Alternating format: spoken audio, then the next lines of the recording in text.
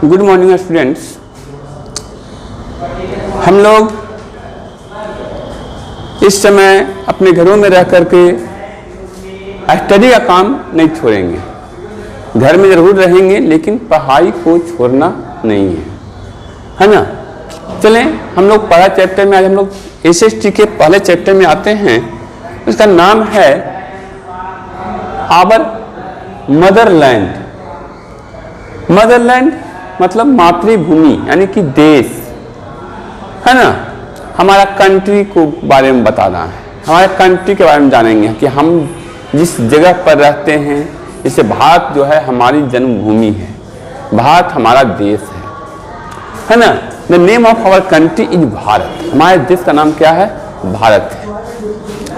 मैं यहाँ एक बात विशेष रूप में गौर कर रहा हूँ, दे रहा हूँ कि आपको इंडिया शब्द भी बोलते हैं, इंडिया लिखा हुआ रहता है बुक में, मगर हाई कोर्ट में एक केस चल रहा है जिसके कारण से अब हमारे देश का नाम केवल और केवल भारत होगा। इसलिए हम लोग कोशिश करें और ट्राई करें कि भारत ही कहें, है ना। भारत कहने को हम लोग इसीलिए भारत लिखा है मैंने कि the name of our country is Bharat. ये भारत जो है, इसका जो एरिया है, एरिया जो है वो है 32,87,263 स्क्वायर किलोमीटर। बच्चों ध्यान देंगे, आपके बुक में थोड़ी सी मिस्टेक हो गई है, वहां मीटर लिखा गया है, उसको आप लोग किलोमीटर में कन्वर्ट कर लेंगे। क्लियर? ओके, तो हमारा एरिया कितना हो जाएगा? 32,87,263 स्क्वायर किलोमीटर। यदि कोई हिंदी में पूछ दे कितना है तो 32,87,263 वर्ग किलोमीटर। ये हमारे देश का एरिया है, क्षेत्रफल है। अब बात करते हैं जो हमारा देश है वह विश्व में कितना स्थान रखता है। तो पूरे यदि वर्ल्ड की बात करें तो वर्ल्ड में सबसे बड़ा देश कहता है रसिया, जिसे हम लोग यूरेशिया भी कहते हैं, क्योंकि उसका आधा भाग यूरोप और आधा भाग एशिया में पड़ता है, इसलिए उसका नाम यूरेशिया कहलाता है। अब हमारे देश का किस तरह का पोजीशन है, तो पूरे संसार में यदि बड़े देशों की बात की जाए, एरिया की बात की जाए, तो हमारे देश भारत का जो पोजीशन है वह 7वां है। यानी हम लोग कह सकते हैं कि Bharat is the 7th largest country of the world. हम दूसरी बात को और भी ध्यान देंगे। यदि पॉपुलेशन की बात में आते हैं तो पॉपुलेशन के दृष्टिकोण से हमारा देश का पोजीशन 2nd पर है। चाइना 1st पर है, पोजीशन पर है, और 2nd पोजीशन पर इंडिया है, भारत है। चलें चैप्टर में आगे बढ़ते हुए हम लोग ध्यान देंगे कि चैप्टर में एक शब्द आया हुआ होगा पेनिनसुला।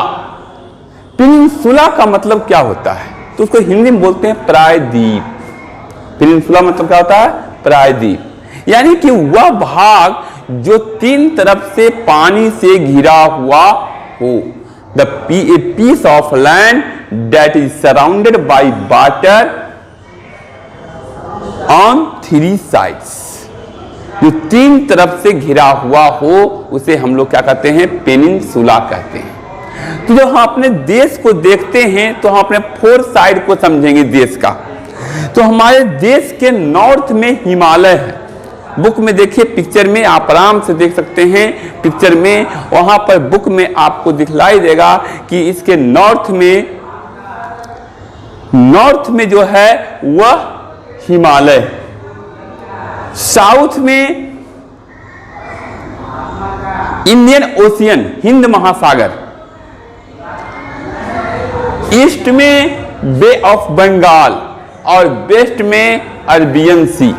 तो हम देखते हैं इस फिगर के, इस चौहद्दी या इस 4 साइड्स के अनुसार से पाते हैं कि हमारे ईस्ट में बे ऑफ बंगाल, साउथ में इंडियन ओशियन और ईस्ट में अरबियन सी, तीनों क्या है? वाटर का पार्ट है। तीनों क्या है?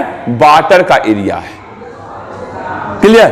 जबकि हमारे नॉर्थ में हिमालय पर्वत जो है फैला हुआ है पूरे जम्मू कश्मीर से लेकर के अरुणाचल प्रदेश तक, है ना। तो ये जो और भी उधर जो देश जो पड़ता है तो लैंड है, कोई वाटर का भाग नहीं है। हमारे देश के नॉर्थ में चाइना पड़ता है, नेपाल पड़ता है ना। तो ये भी लैंड है। तो इसलिए भारत क्या कहलाता है? पेनिनसुला कहलाता है।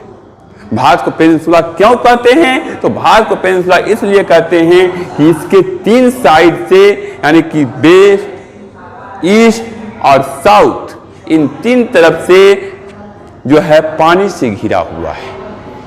और नॉर्थ साइड जो है वह क्या है? पहाड़ है और लैंड है। इसी कारण से भारत को पेनिनसुला कहा जाता है, यानी कि वह लैंड जो 3 तरफ से पानी से घिरा हुआ हो और एक तरफ स्थल हो, उसे हम पेनिनसुला या प्रायद्वीप कहते हैं। देखिए, पेनिनसुला का जस्ट उल्टा बे होता है।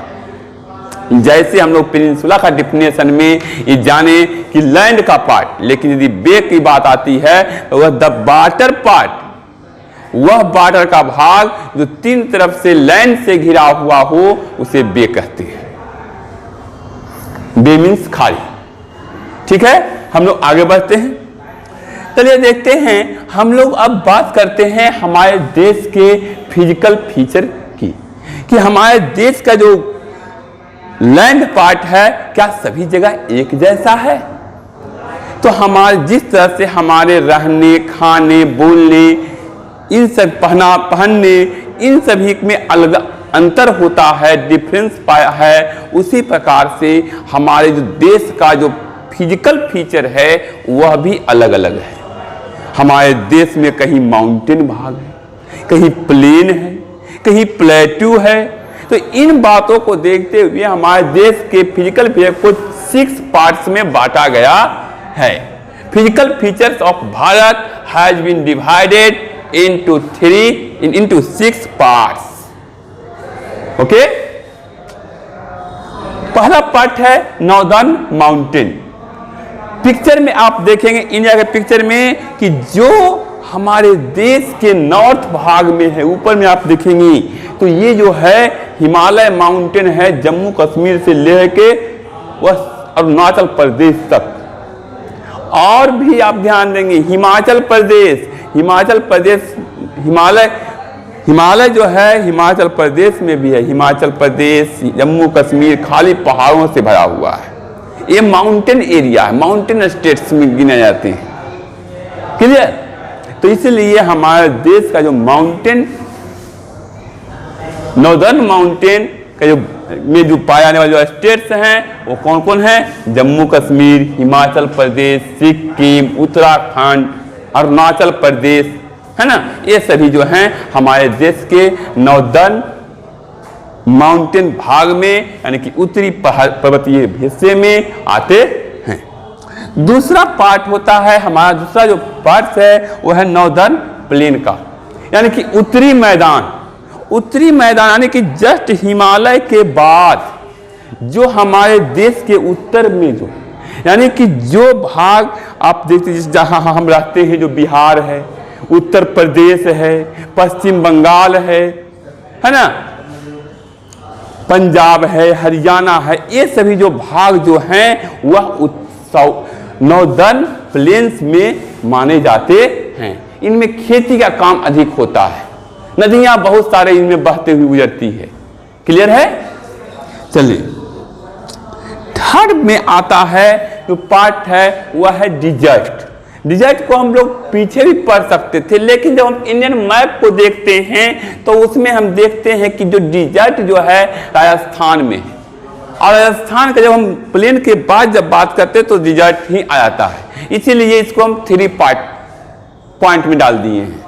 क्लियर? नहीं तो इसे हम नीचे भी पॉइंट दे सकते थे। तो राजस्थान जो है, राजस्थान में एक डिजर्ट है जिसका नाम है थार डिजर्ट और जिसे द ग्रेट इंडियन डिजर्ट के नाम से भी जानते हैं, है ना। तो इस प्रकार से हमारा तीसरा जो डिजर्ट कहते हैं वो भाग जहां केवल बालू होता है, सैंड होता है ना, दूर दूर तक वहां पानी नहीं। और आप ये भी जानते होंगे कि डिजर्ट का जहाज, शिप ऑफ द डिजर्ट किसे कहते हैं? कैमल को। यस, वेरी गुड, है ना। तो ये चौथा पार्ट हमारा आता है साउदर्न प्लेट्यू, है ना, वो है दक्षिणी पठार। हम जैसे अब हम उत्तर से नीचे की ओर दक्षिण की ओर जब बढ़ते हैं तो ये पठारी भाग है, इधर पठार है, ये बहुत सारे नागपुर का पठार, है ना, और भी कर्नाटक पठार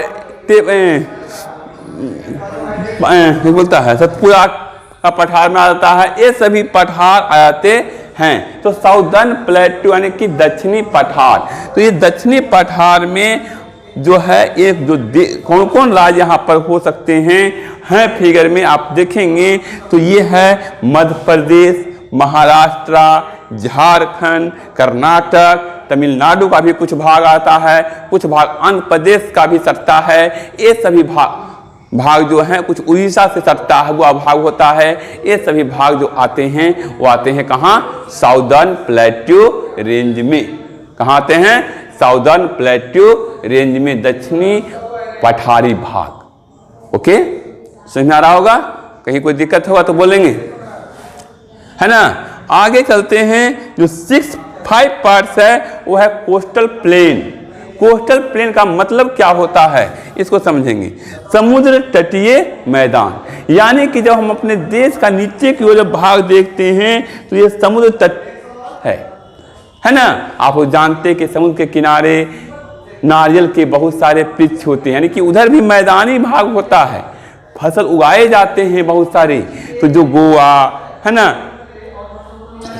गोवा, गुजरात, ये सभी जो आते हैं, केरला है ना, तमिलनाडु का कुछ भाग, आंध्र प्रदेश का तटीय इलाका, ये सभी जो हैं, महाराष्ट्र का भी तटीय इलाका आ जाएगा, जो मुंबई वगैरह जो है, ये सब जो तटीय भाग होते हैं वो कोस्टल प्लेन में आते हैं।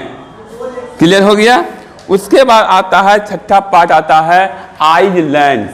आइलैंड्स मतलब समझ रहे होंगे आप लोग, टापू, है ना। क्या होता है डेफिनेशन आइलैंड का? The land of area, a piece of land which is surrounded by water, है ना। सराउंडेड बाय वाटर यानी कि चारों तरफ से जो जल पानी से घिरा हुआ हो उसे हम लोग आइलैंड कहते हैं, टापू कहते हैं। जिसे आप देश में देखते हैं श्रीलंका टापू बना हुआ है। तो हमारे देश में ही बहुत सारे आइलैंड्स हैं, आप नाम जानते होंगे उनका, है ना। अंडमान निकोबार, है ना, पांडिचेरी, जिसको पुडुचेरी भी कहा जाता है ना, लक्षद्वीप, है ना, दमन एंड दीव, है ना, दादर नगर हवेली, ये सभी जो हैं वो क्या हैं? हमारे देश के आइलैंड्स माने जाते हैं। समझ में आया बात? कोई समस्या है? और एक चीज ध्यान देंगे, चैप्टर में राजधानी भी दिया हुआ है, उसको आप लोग याद कर लेंगे और जो ये जो नोट है इसको भी आप लोग लिख लेंगे, है ना। और इसके बाद जब आप बनाएंगे क्वेश्चन आंसर तो आसानी से क्वेश्चन आंसर बन जाएगा। यदि कोई क्वेश्चन ऐसा हो नहीं समझ में आता हो, है ना, या कोई ऐसा प्रश्न रह गया हो जो नहीं आता हो आपको, तो आप पूछ सकते हैं। ठीक है ना, कोई दिक्कत नहीं ना?